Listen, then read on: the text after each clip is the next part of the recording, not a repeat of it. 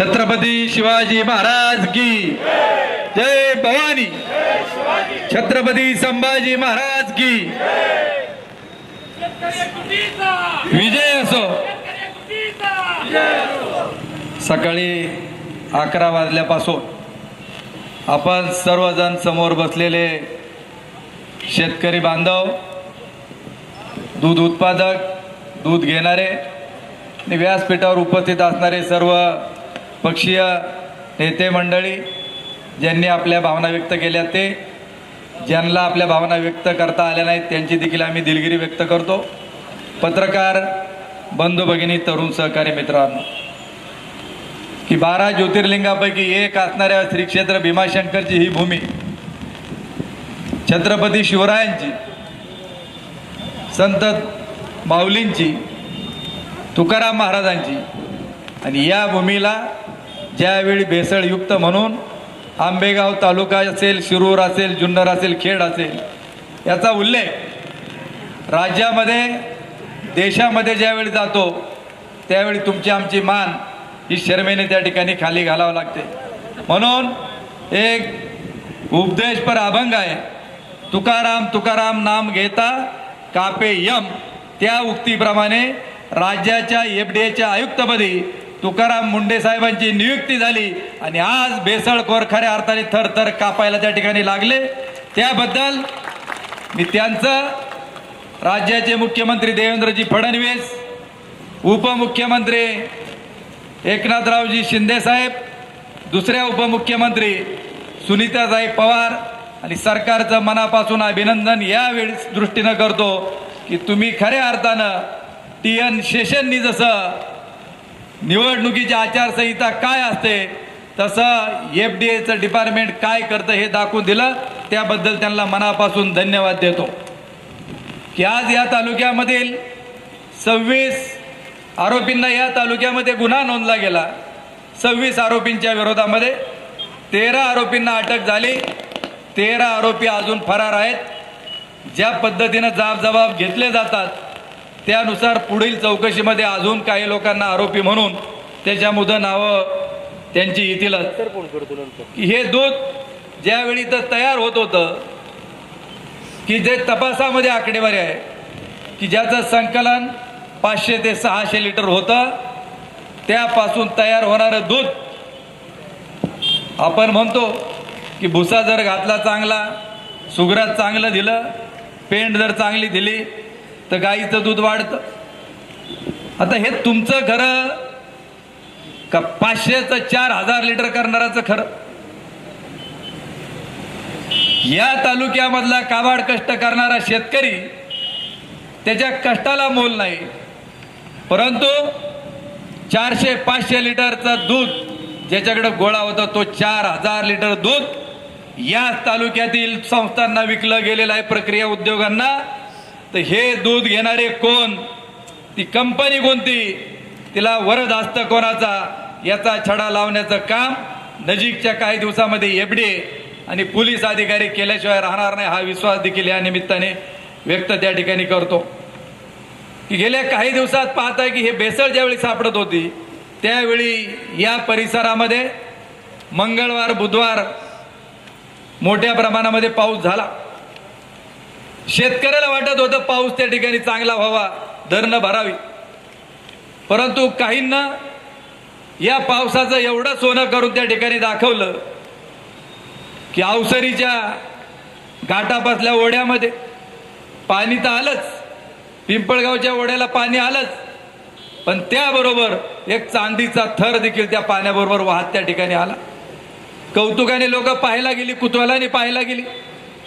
संदीप उतरडे त्यांनी मीडियावरती दाखवलं की हा काय फेस कसला आहे, आणि आम्ही ज्यावेळी पोलीस स्टेशनला नवीन आलेले वाघमोडे साहेब यांना सांगितलं, त्यांच्या लोकांनी येऊन त्याची पाहणी केली। जसं इकडं घडलं तसं शिक्रापूरच्या वेळ नदीच्या परिसरामध्ये देखील ही घटना घडली, आणि विजयराव शिंदेने देखील खेड तालुक्यातलं उदाहरण आपणा सर्वांच्या समोर देखील या ठिकाणी सांगितलेलं आहे की उजव्या कॅनॉलमध्ये देखील मोठ्या प्रमाणावरती हे दूषित प्रकल्पामधलं पाणी असेल, दूध असेल ते सोडलं जातं, आणि त्यामुळे उजव्या कॅनॉल खालची जी गावं आहेत मला प्रामाणिकपणे सांगा, आम्ही मधल्या काळामध्ये प्रत्येक गावामध्ये गेलो त्यावेळी अनेक लोकांनी सांगितलं की आमच्या विहिरीतल्या पाण्याला एक प्रकारचा तवंग आलेला आहे, पाण्यात उतरल्यानंतर खाज येते पायाला. हे खरं की खोटं? अनुभवलंय तुम्ही उजव्या कॅनलच्या. मग हे सगळं याच्यामध्ये सोडणारे कोण आहे? आणि यामुळे या परिसरामध्ये कॅन्सर आणि त्वचेचा आजाराचं प्रचंड प्रमाण त्या ठिकाणी वाढलेलं आहे. आणि मित्रांनो, आपणा सर्वांच्या माहितीसाठी की कॅन्सरचं हॉस्पिटल पूर्वी फक्त टाटा हॉस्पिटल म्हणून होतं. मुंबईला तिथं पेशंट आपल्याला न्यायला लागायचा. नंतर इंद्रायणी झाला आळंदीला. आणि आज तुमच्या माझ्या दृष्टीनं अत्यंत दुर्दैवाची बाब आहे की जुन्नर तालुक्यामध्ये 2 कॅन्सरची हॉस्पिटल झाली आणि त्याची क्षमता 150 कॉटची त्या ठिकाणी करण्यात आली. कारण डॉक्टरांच्या याच्या म्हणण्यानुसार की या भागामध्ये प्रचंड मोठ्या प्रमाणात कॅन्सरच्या रुग्णांचं प्रमाण वाढतंय.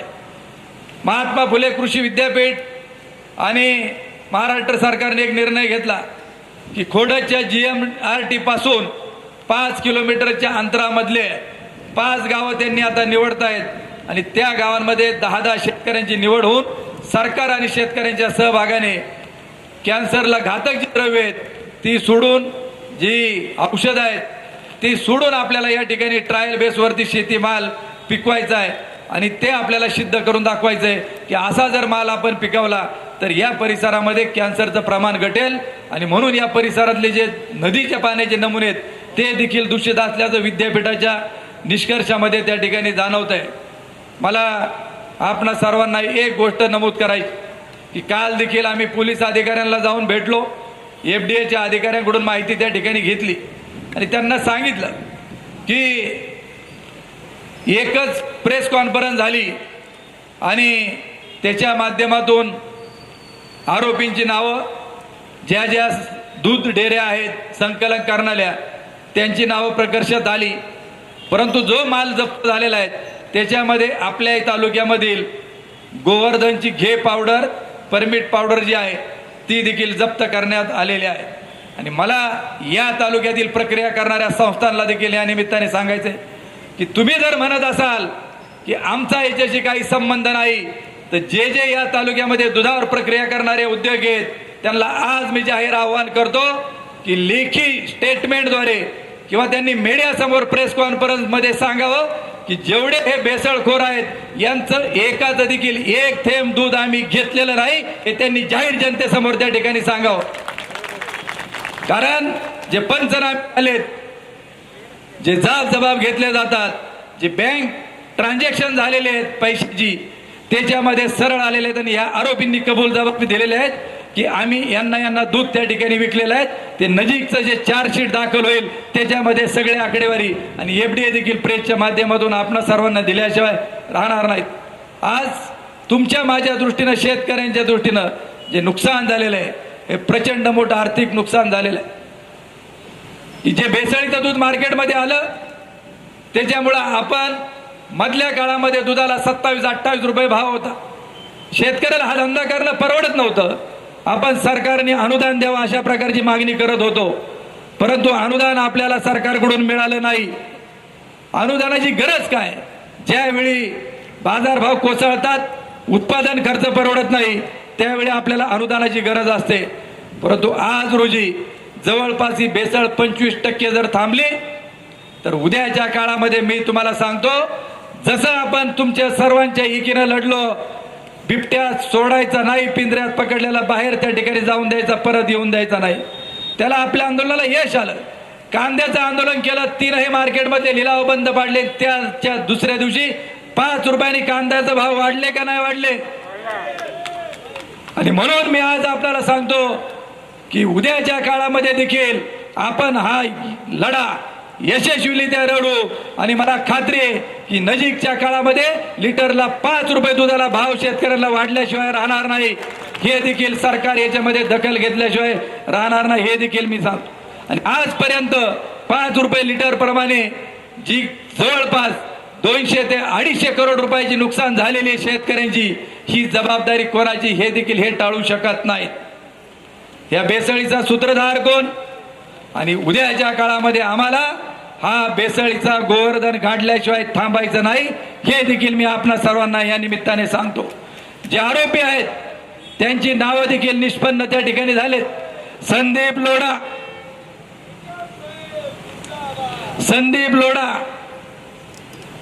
अनेकांनी सांगितलं, तुमच्या माहिती करता मी त्या दिवशी मीडियाला देखील सांगितलं की पहिला गुन्हा याच्यावरती 2005 ला दाखल झाला, दुसरा 2008 ला दाखल झाला, तिसरा गुन्हा 2020 ला दाखल झाला आणि चौथा गुन्हा 2026 ला त्या ठिकाणी दाखल झाला. मागील 3 गुन्ह्यामध्ये त्याला निर्दोष त्या ठिकाणी सोडण्यात आलं. तो गुन्हेगार आहे हे या तालुक्यातील आमदार दिलीपराव वळसे पाटील यांना माहित नाही का की जो माणूस जिल्हा दूध संघाचा संचालक, त्यांच्या राष्ट्रवादी पक्षाचा अध्यक्ष, जिल्हा परिषदेचा सदस्य विष्णू हिंगे याच्या समवेत 24 तास असतो.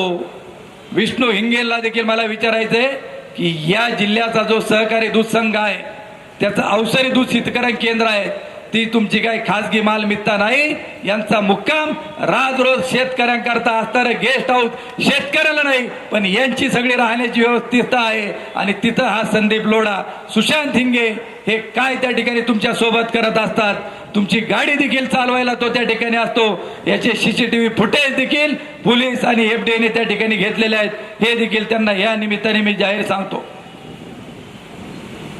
हे ब्रॅकेट कसं आहे की हा माल घेतलेला सगळ्यात महत्वाचा गेला कुठं, हा आमचा सवाल त्यांना आहे.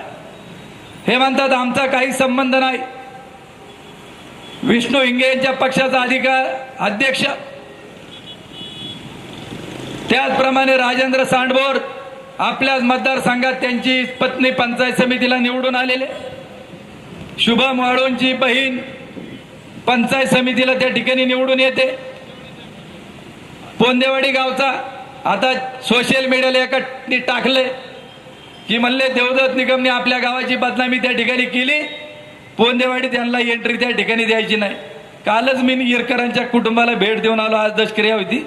तुम्ही पोंदेवाडीकरी इथं बसलेले आहात की मला तुमच्या गावामध्ये येऊन द्यायचं नाही, तुम्हाला विष खायचं आहे का हा तालुका विषमुक्त करायचा आहे, हे या तालुक्याने ठरवलं पाहिजे. हे देखील मला या निमित्ताने सांगायचं. आणि आम्ही कोणाला घाबरत नाही.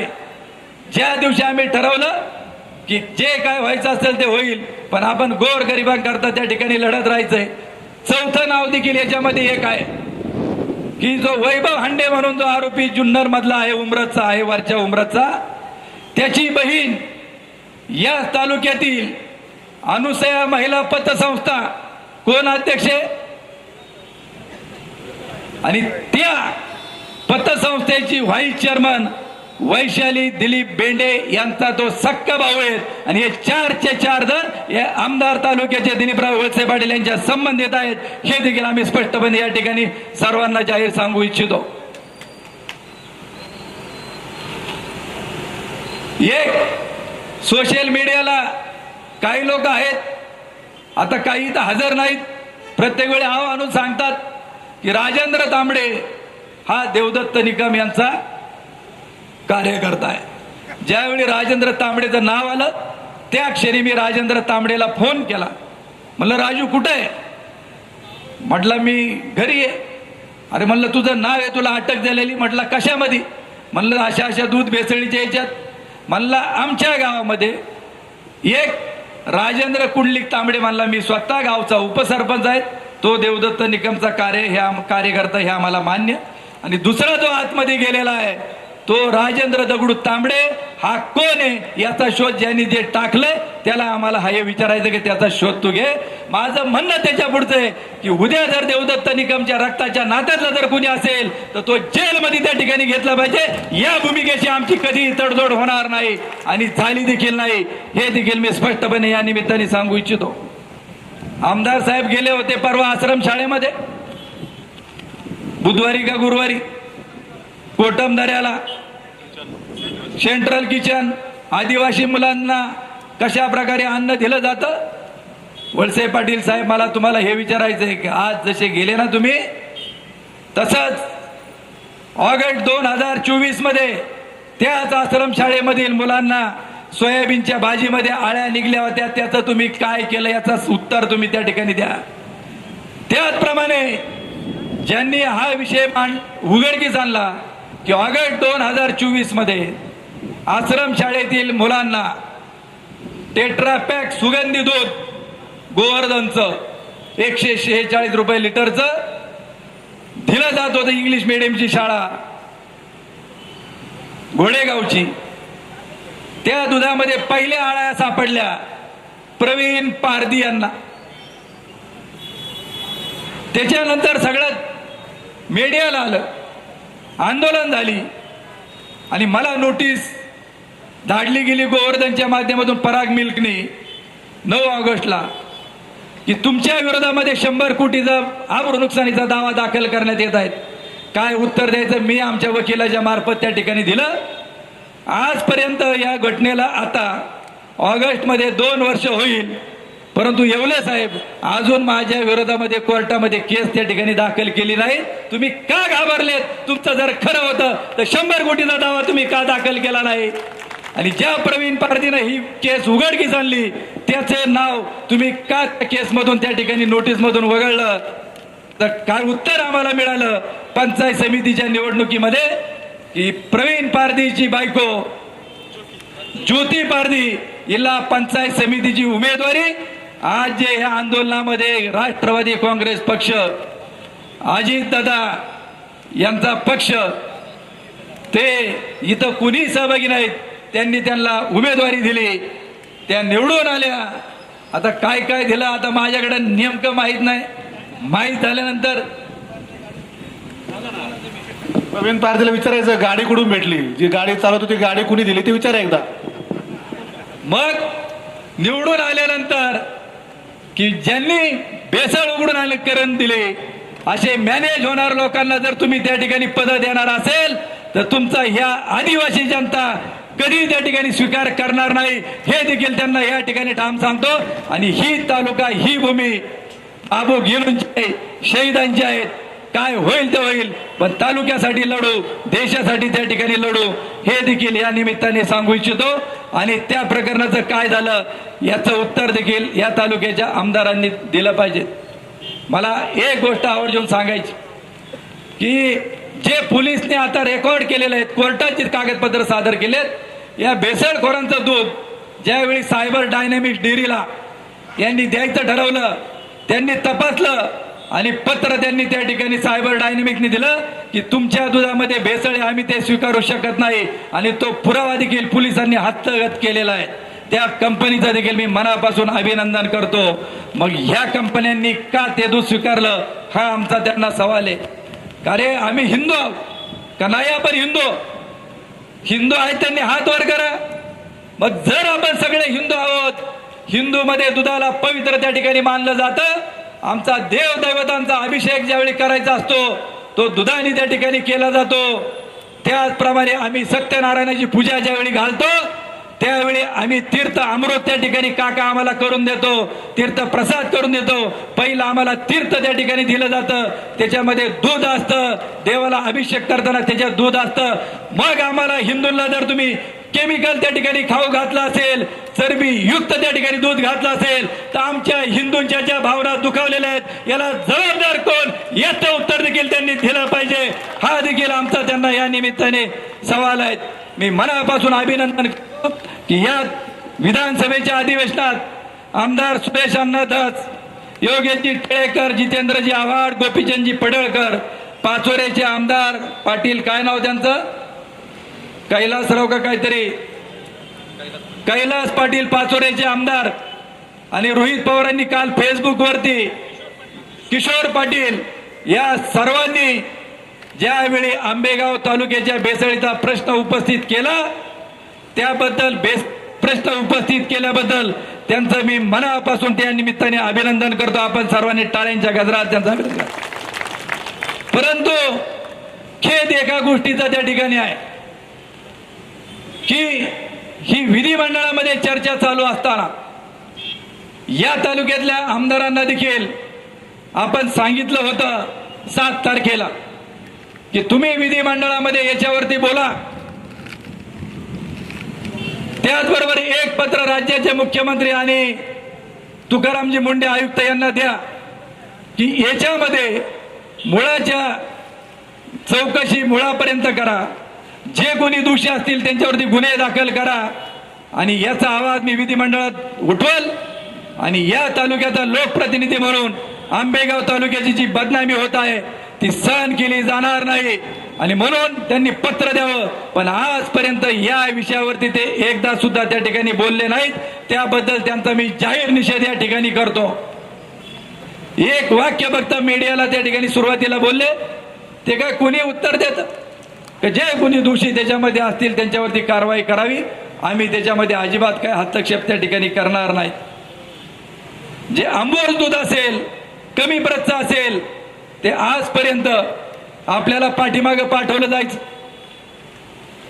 एक नारायणराव 5-10 वर्षापूर्वीचा आठवा, कमी प्रतचं कॅन्ट कुठे यायचं शिवाजीराव? आंबोस. आज मला एक गवळ्याने हात वर करून सांगा की याच्यापैकी कोणाचं कमी प्रत आणि आंबूसची दूध आपली दूध संकलनवाल्यांनी मागे पाठवलं. मग हे जातं कुठं? याचं होतं काय? हे सगळं ज्याची एक्सपायरी झालेली आहे. काही कामगारांनी आम्हाला मेसेज केलेत की एक्सपायरी झालेलं जी तूप आहेत ते पुन्हा रिसायकलिंगला इथं घेतलं जातं आणि आमच्याकडे ते काम त्या ठिकाणी होतं. असे देखील अनेक कामगारांनी देखील आम्हाला मेसेज करून या ठिकाणी कळवलंय. चीज बनवलं जातं. मला जाताना 2च गोष्टींचा आता उल्लेख या निमित्ताने करणार आहे की आता आपलं हे संपल्यानंतर पत्रकार निमंत्रण आहे तुम्हाला. आता जनसंवाद मेळावा आयोजित केलाय शिवगिरी मंगल कार्यालयाला. भेसळखोरांचा, लाभार्थी असतील त्यांचा, की एक भीती तुम्हाला दाखवणार आहे आता. अरे ज्यावेळी बिबट्याचं आंदोलन झालं, कांद्याचं आंदोलन झालं, विजेचं आंदोलन झालं, त्यावेळी हेच आमदार म्हटले, वळसे पाटील, अरे आंदोलन करून यांनी करू प्रश्न काय त्या ठिकाणी सुटत नाही. कांद्याकरता हे 27 मेला दिल्लीला गेले होते. म्हणले 8-10 दिवस थांबा. मला आज वळसे पाटलांना या निमित्ताने सवाल आहे की या तालुक्यातील किती कांदा तुम्ही दिल्लीत गेल्यानंतर नाफेडनी खरेदी केला आणि आजचा नाफेडचा दर काय हे त्यांनी जाहीरपणे या ठिकाणी प्रेसला त्या ठिकाणी सांगावं. तुम्ही लढला रस्त्यावर म्हणून तुमच्या कांद्याला भाव मिळतोय, म्हणून बिबट्याचा प्रश्न त्या ठिकाणी सुटला जातोय. आणि आज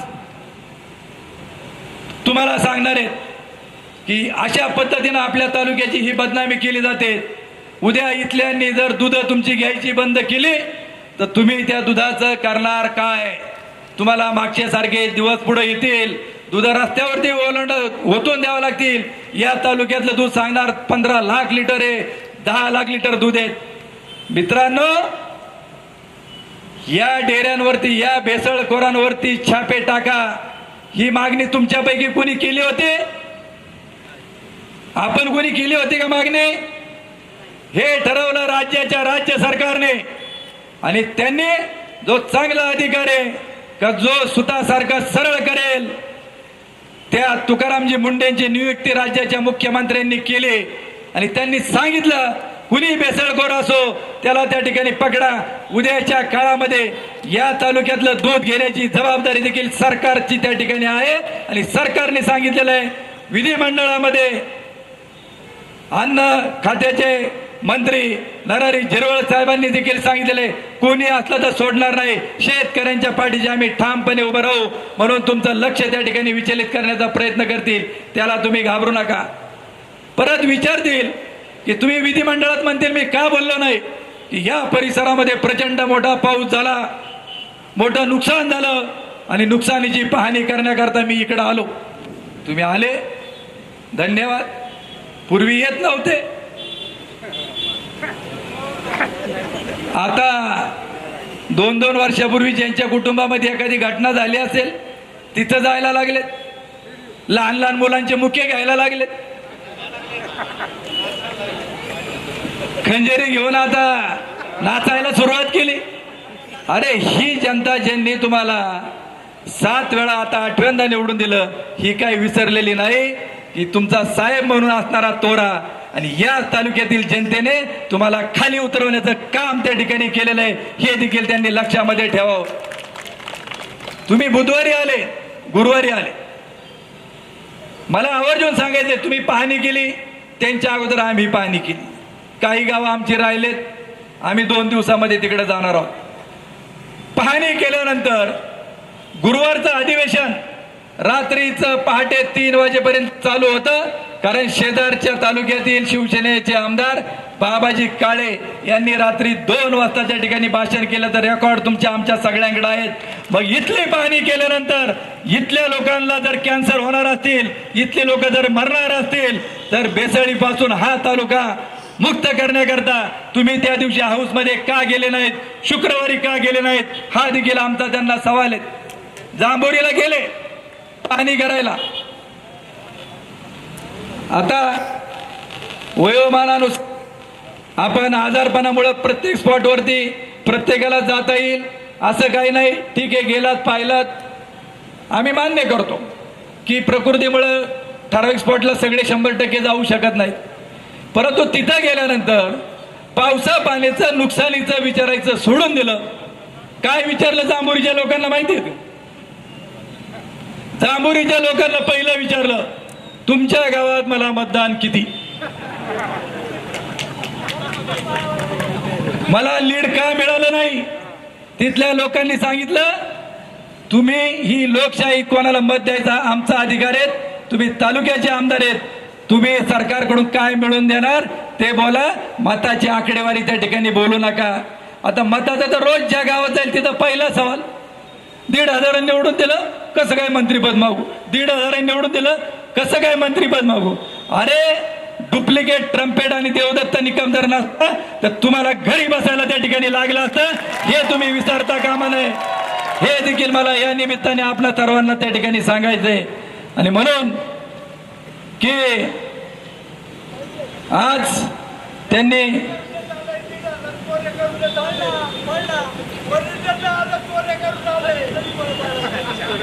की ज्या पद्धतीनं तुकाराम मुंडे यांच्याकडं पूर्ण चार्ज हा दिलेला आहे, विधिमंडळात यांनी एक विषय मांडला तिथं की याच्याबरोबर म्हणजे अगोदर हे उघडकीस येण्याच्या अगोदर विधिमंडळात प्रश्न मांडला की एफडीए बरोबर तुकाराम मुंडे यांच्याकडं हापकींचं पूर्णपणे चौकशी करण्याचं पूर्ण काम त्यांच्याकडे त्या ठिकाणी सोपव. आमचा सवाल पत्रकार बांधवांनो आहे की इथं धाड पडायच्या अगोदरच यांना कुणकुण लागली होती का की मुंडे साहेब इथं लक्ष घालणार आहेत आणि त्याच्यामुळे यांना आपण तिकडं हापकींकडे त्या ठिकाणी डायव्हर्ट करावं, हा देखील आमचा त्यांना सवाल आहे.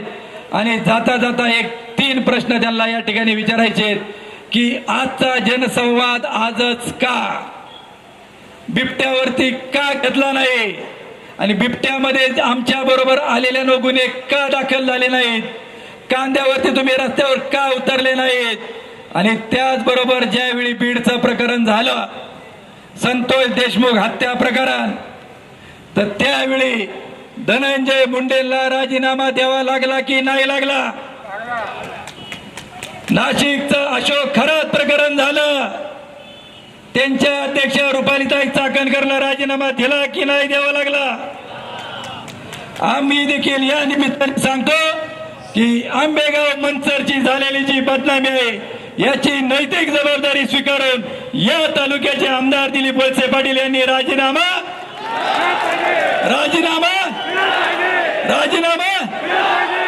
जय हिंद.